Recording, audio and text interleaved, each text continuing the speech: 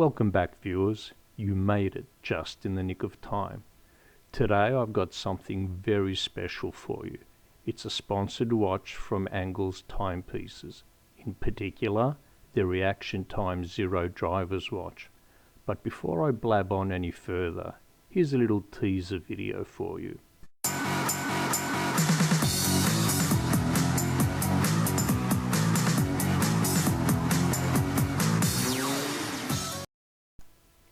How was that?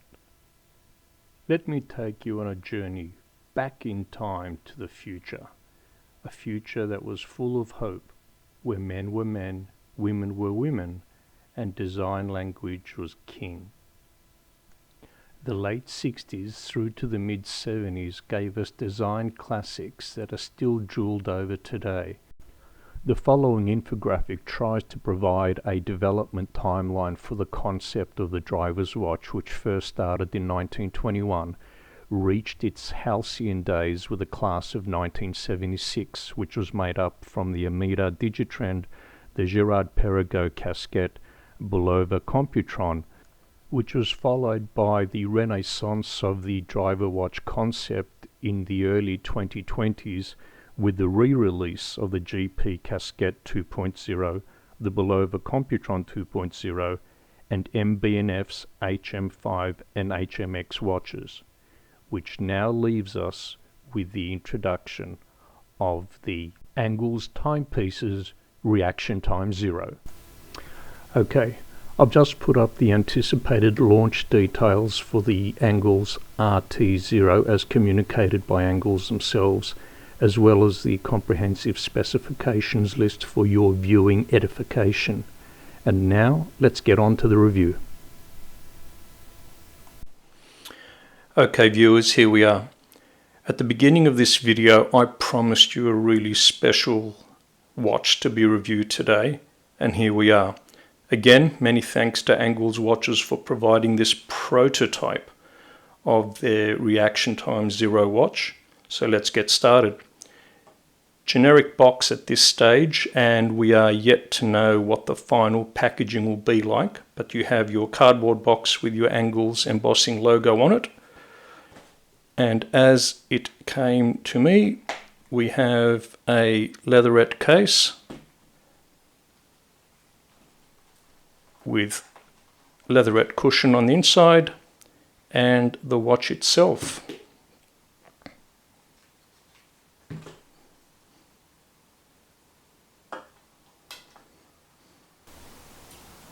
Ladies and gentlemen, let me introduce you to the Angles Watches Reaction Time 0.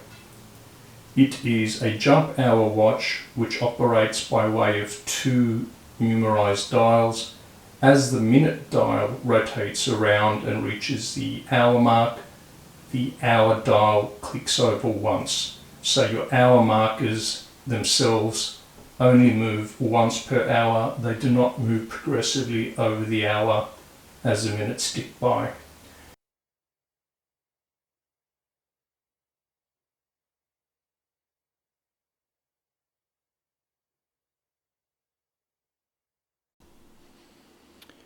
The time is read by focusing on the actual two designated yellow markers on the dial, one which captures the hour on the left hand side and the other one which captures the ever-changing minutes on the right hand side. This is a prototype of the watch, so please bear in mind that the final version of this watch will have some marked changes relative to this, and those changes will be of more relevance as they are operational rather than aesthetic or stylistic changes. This watch has been in development since at least October of 2020, and as indicated in the slide before, it will have a November-December 2023 release date. As you can see, it has the Italian wedge design case profile aesthetic of the 1970s, indicative of a lot of the cars that the Italians used to design at that stage. And there will be 1,976 units of this watch produced as a honouring of the year where the three primary driver's watches of that era had been released, namely the Girard-Perregaux Casquette, the Amida Digitrend, and the Bulova Computron. All glass surfaces that you see on the watch are sapphire crystal. This particular model is actually powered by the Miyota RT0 movement, which has a 42-hour power reserve, but at the time of release of this watch, the customers will have the option of upgrading to the Miyota 8315 mechanism if they so choose, the improvements over which will be a 66-hour power reserve.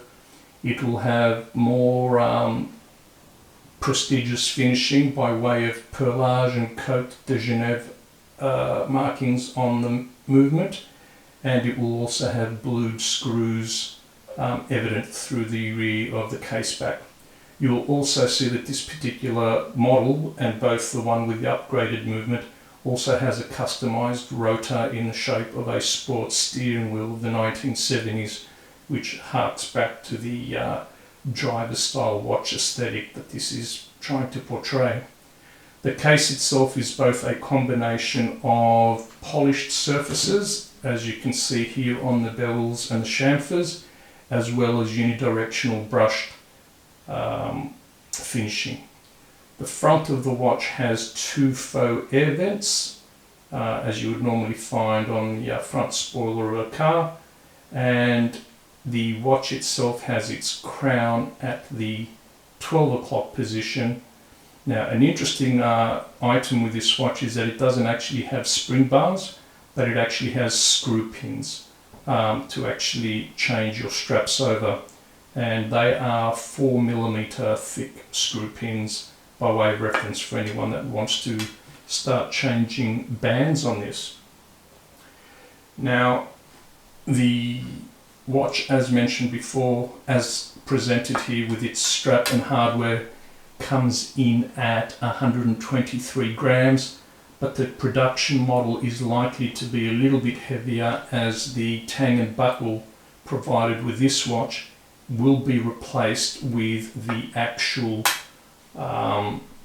Angles watches deployed clasp.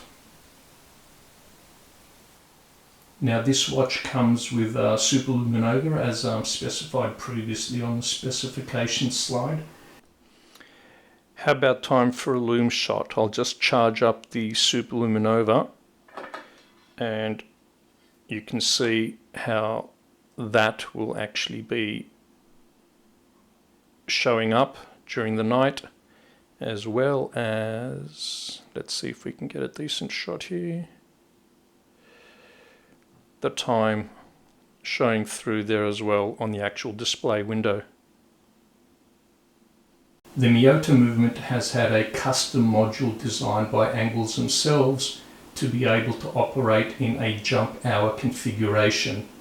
The following little video will actually show that movement in action or operation, and you can see that as the minute dial rotates through its whole 60-minute cycle, the hour dial will move once. The hour dial does not move during the hour, it only moves upon the hour. So what will be the changes between this prototype model and the actual production models that are due to be released at the end of this month? Essentially, the crown will be changed so that the original RT0 logo located on the end of the crown will now be the updated logo. The window, the display window itself, will be widened and heightened so that the magnifying crystal that displays the actual hours and minutes can sit higher off the movement itself, and that will allow for much greater legibility of the time, which is the preeminent purpose of this watch and any driver's watch, in as much as you should be able to read the time with a quick glance. Oops, I almost forgot the mandatory wrist shot on my manly 7-inch or 18 centimeter wrist. Enjoy.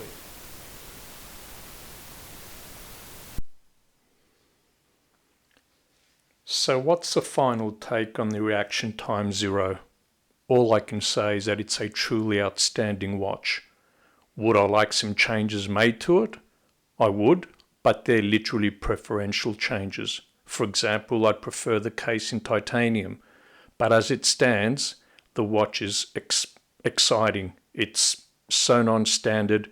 It's not another Rolex homage. It is different. It's a company that's taken a risk and stuck their neck out for something that I think will actually be an amazing watch. Is it fine horology? It's as close as you can get if you don't want to pay $100,000 for the MB&F equivalent. And for something that's 95% there, I think that's spectacular value for money. So much so that I know that MB&F have actually started doing their Mad range of watches, which uses the same model as what Angles has been using, namely a high quality Japanese movement with a bespoke module that does all the fancy horology that they want. So my take on this watch, it's a buyer, it's a keeper.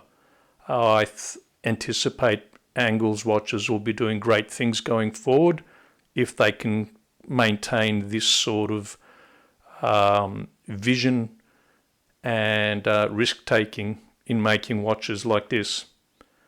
So my recommendation is, as and when this goes out to market via Kickstarter, give it a look. I don't think you'll be disappointed. Thanks for watching, and don't forget to like, subscribe, comment and share.